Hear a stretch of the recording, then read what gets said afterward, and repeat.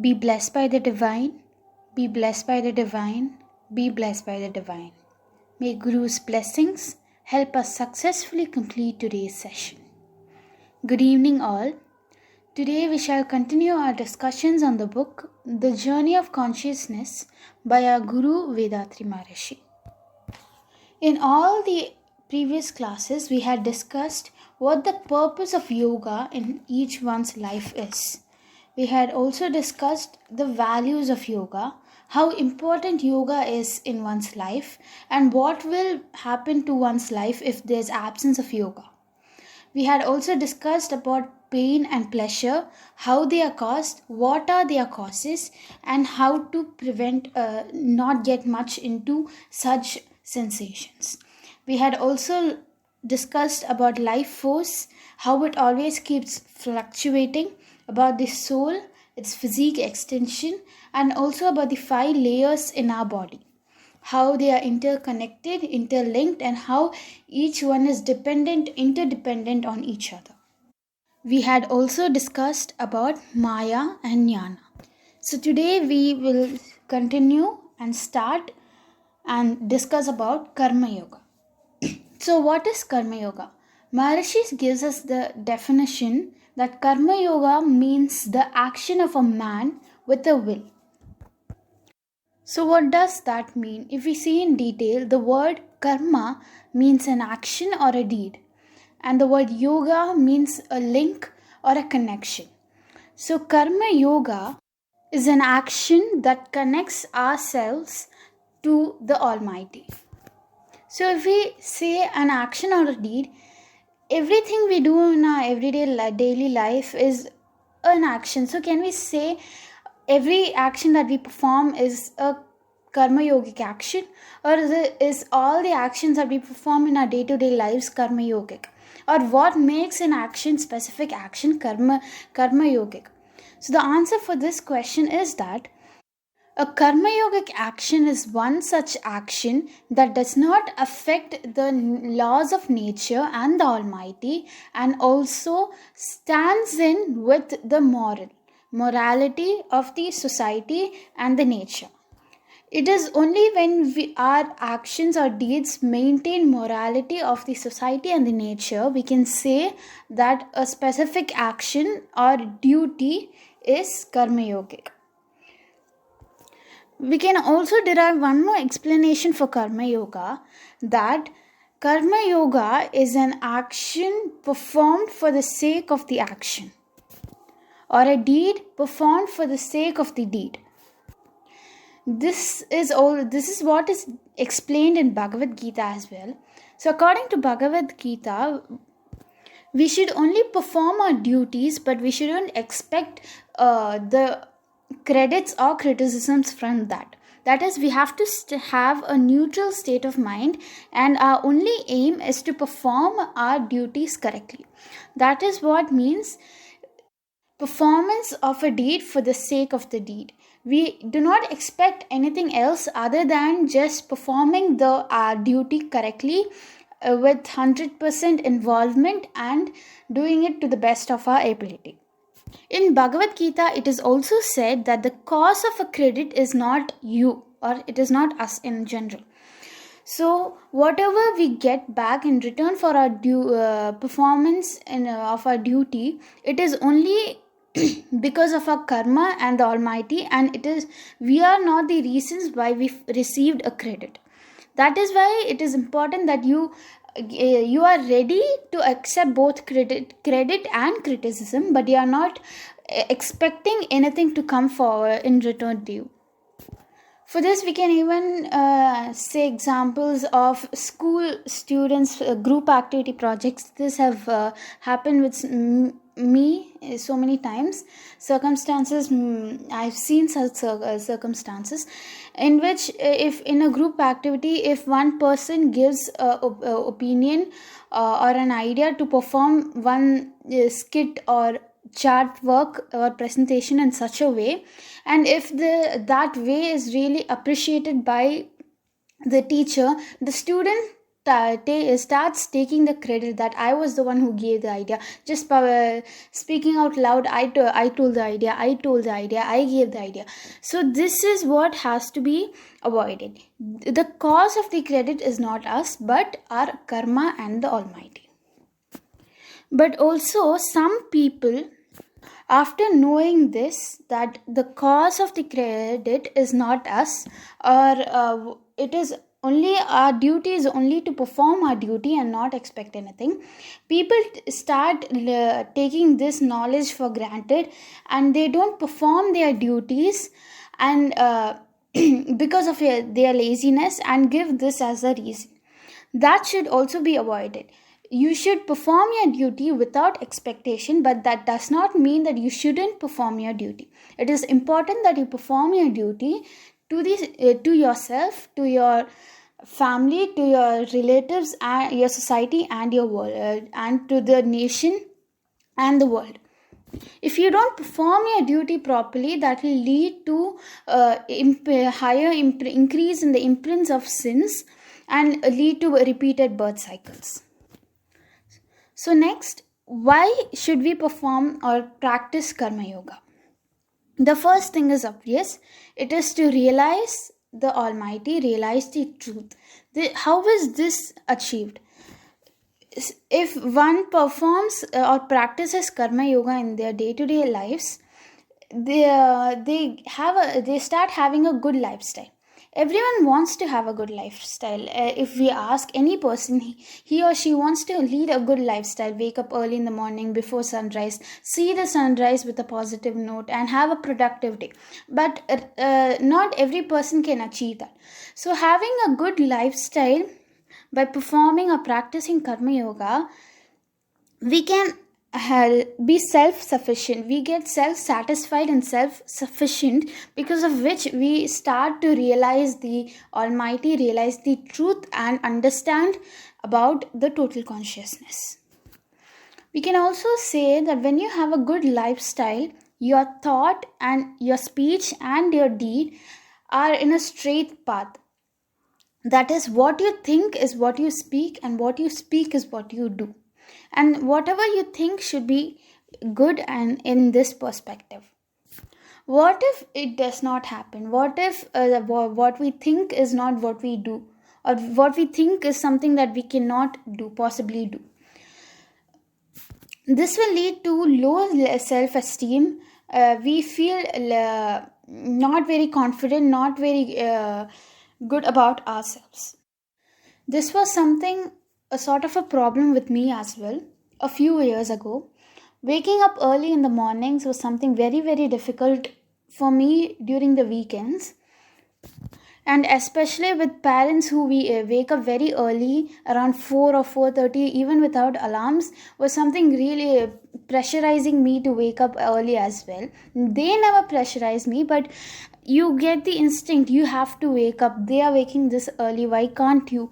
But however, though I have a thinking, though I have a thought, I on the alarms. I at least have 2 alarms, 5 and 5:30, but it rarely came to life.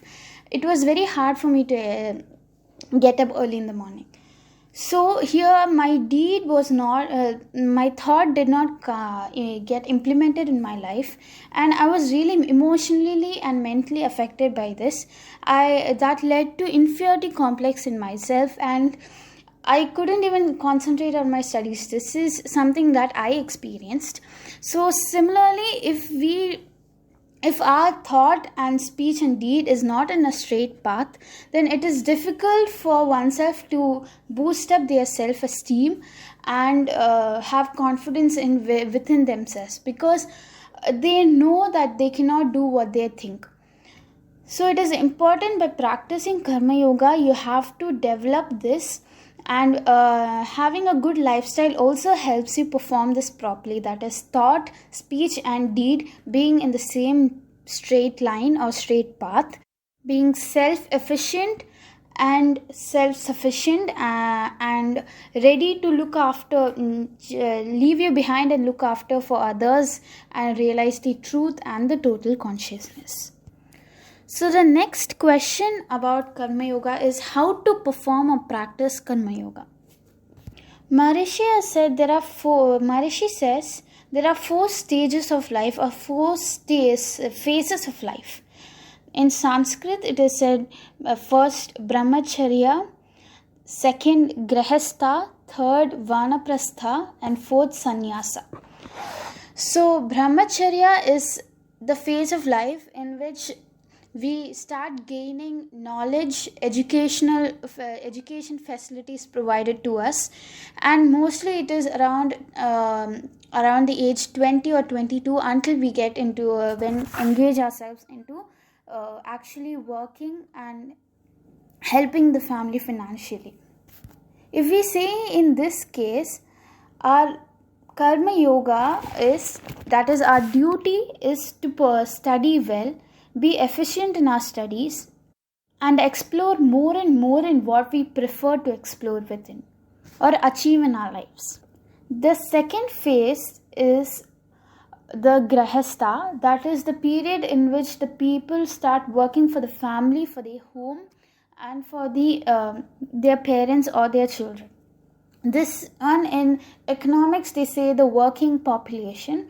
So this is the people who finish their education and study related courses and start earning for the family, helping the family financially. So the person here as well, a person who performs his or her duty of earning for the family or helping the family in terms of household works or chores, can with 100% sincerity and involvement and considering this as their own duty of life is what can be called a karma yogi here. So anyone who performs in their own stages of life in the most efficient manner, they perform their duty, we can call them a karma yogi. The third stage is the vanaprastha. Vanaprastha is such a phase of life in which the number of duties towards our family decreases and towards our society and the world increases. This is the phase in which the people start realizing themselves. They go deep under themselves, within themselves, and realize the truth and the total consciousness. The fourth stage is the sannyasa. The sannyasa stage is a phase, the almost end of the end phase, in which the people start providing service to the people to the public, in terms of it can be through education, through knowledge, through money, through products or any other, but some service to the people and to the public is what is the phase sannyasa. Every person in the phase sannyasa should be doing. So any person in each of these stages have their own different kind of duties that they have to perform, and if they perform their own individual duties to their maximum efficiency, we can call them a karma yogi. For this, even if we see in vanaprastha stage, even the people, women who do household chores and help their family and take care of their children can also be called karma yogi if they understand and realize their importance within the family and understand what their actual duty is and perform their duty to their maximum efficiency. We can call them a karma yogi.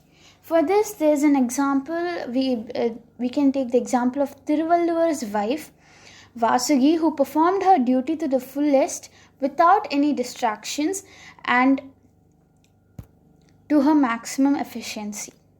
Similarly, some people perform their duties towards the society. For that, we can take examples of Mahatma Gandhi. He considered his duty was to let the Britishers move away from India and provide freedom to every single individual Indian citizen. So he considered that as his duty and worked fullest to this and worked to the best of his ability to gain, achieve and fight for the freedom of India. So he can be called a karma yogi. This clearly says that a person, in order to practice karma yoga, need not go out or stay separate from the society, but to understand his own duty within the family and within the society is essential, and perform his duties correctly and as much to his efficiency is important. Another thing that a person should take care when he starts practicing is on the way to of practicing karma yoga is that some people start feeling superior to above others. This is because they have realized what it is, what actually people are, the plants are, the earth is, and how creatures are formed. And he has known everything, they start feeling superior to above and feel above others. This should be avoided and tried to be controlled, since if felt superior they can fall very far behind and would lead to repeated birth cycles. So now Maharishi himself have given us the entire format and how to do and what all to be performed as duties in order to practice karma yoga. He has given us under 10 pledges. The first one is to respect our parents, guru, politicians, and the Almighty. Parents must be respected as a way of expressing our gratitude towards them, as they have provided us with a great opportunity to explore this world, give us birth, help us nourish and grow, and stay in a well-saved, well-mannered society. The next is to respect our guru. Here the word guru refers to any person who teaches us to live life, learn education, arts, any kind of art forms, even martial arts, or just someone who helps us gain more knowledge and know about life, and definitely our spiritual gurus as well. It is important to respect them, as since they have spent their time in order for us to gain knowledge, and expressing our gratitude towards them. Next, we have to respect the politicians in our country. It is important, though there are rules and regulations that are put forward in the constitution, it is the government employees and the politicians who implement them in life and make sure the people are protected and are given their freedom and rights. Even if, suppose a person wants to move from one place to another, an Indian citizen in India cannot be questionable to any other government official, because he has the freedom of movement, of speech, and of expressing his own ideas and opinions. So this freedom, though provided in the constitution, is regulated by our politicians. So it is important for us to respect them and hope that they get much more better. And it is also important to respect our Almighty, since we are a part of the Almighty, and we've come all through this way because of the Almighty, only because of the mercy of the Almighty. So it is important to respect the Almighty. The next pledge is realizing that Almighty is within ourselves as mind, or in simple words we can say self-realization. It is essential for us to understand that the Almighty is within ourselves, and not just within us, but also within all the other living and non-living creatures around us, and that the same Almighty or the law of nature is working, and the same mechanism is working in all the other living beings just as it is in ourselves. The third pledge is to not harm the others through thought, speech, and deed. This is simply given by Maharishi in the twofold moral culture principle. The twofold moral culture says, I in my life will not cause any sufferings to the body or mind of any person. I will strive to remove the miseries of others to the extent possible.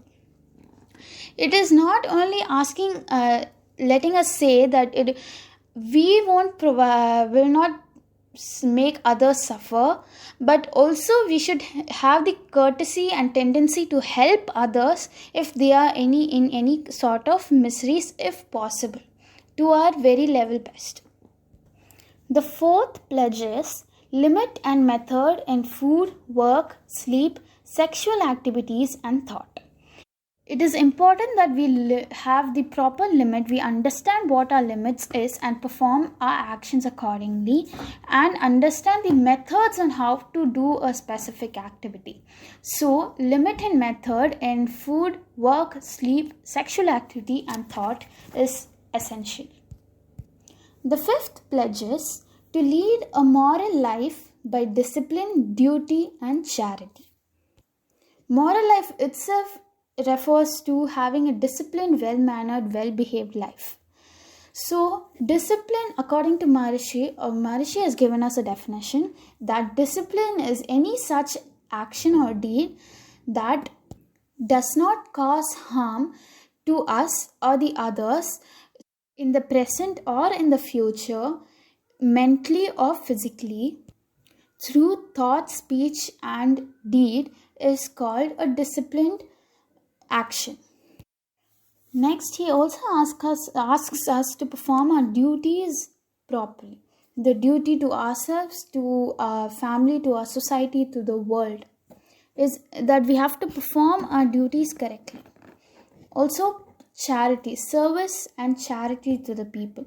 Charity or an act of kindness is something that every person should inculcate within themselves, because it is equally important to look after us as well as the needy and the people who are looking after us for our help. It is important that we help them and protect them as they are also a part of our very own society.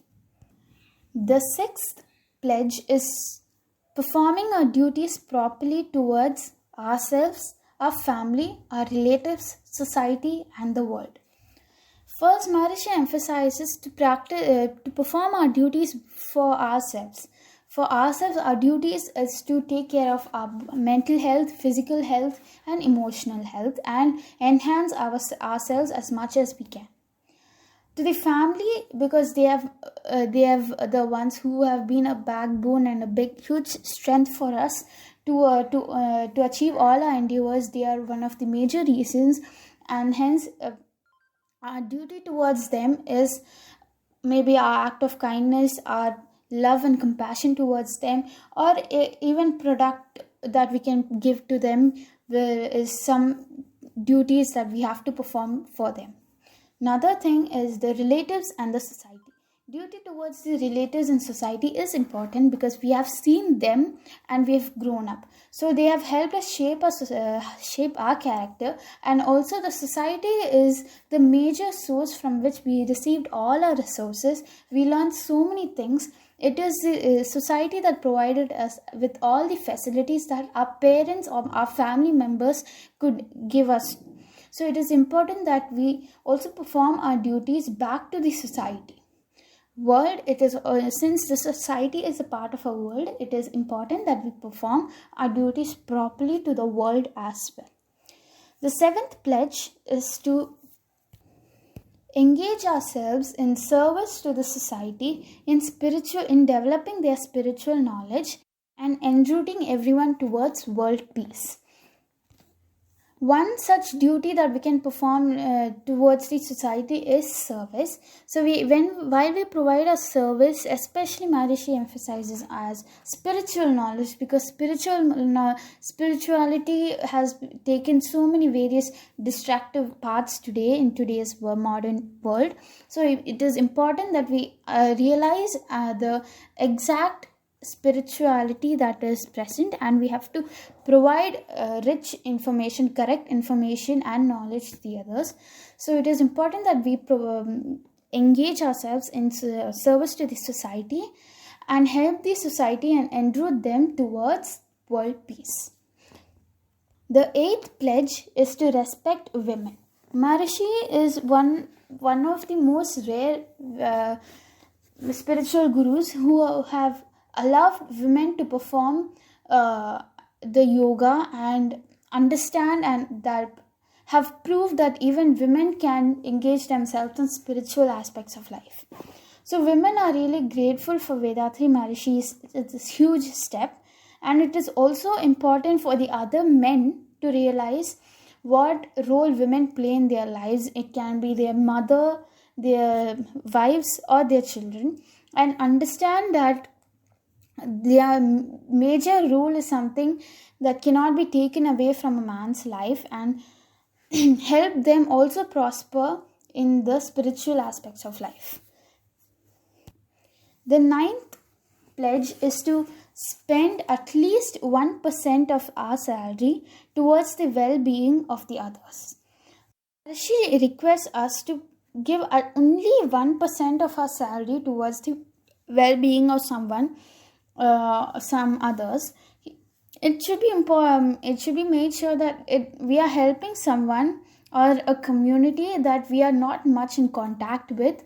It is more of a service to the public and to the society, rather than helping someone within our inner circles or within our huge circles. It should be someone, it should be for the well-being of some people who we barely know, and someone who can get enlightened by our deed. The last pledge, but the most important pledge, is to practice meditation to cleanse our soul or purify our soul. It is important that we practice our meditations properly. Maharishi has given us such simple meditations to understand and realize and feel the total consciousness of Almighty. So it is important that we shouldn't take it for granted, and practice the meditations to the best of our ability and provide service to the people and the society as much as we can. We can also say that being a member or a part of the Sky Yoga, it is our Karma Yoga and our duty to perform and practice every philosophy provided by Maharishi, every practice Maharishi has given us, all the exercises, introspect ourselves and practice meditation for ourselves, and understand our inner consciousness and the total consciousness, and provide service to the people, and hopefully very soon achieve world peace. That is Maharishi's only aim. And with this, we shall end today's English session. Thank you all for listening all this while, and I would also extend my thanks to all the Sky Master in charges and masters for providing me this opportunity. Be blessed by the divine, be blessed by the divine, be blessed by the divine.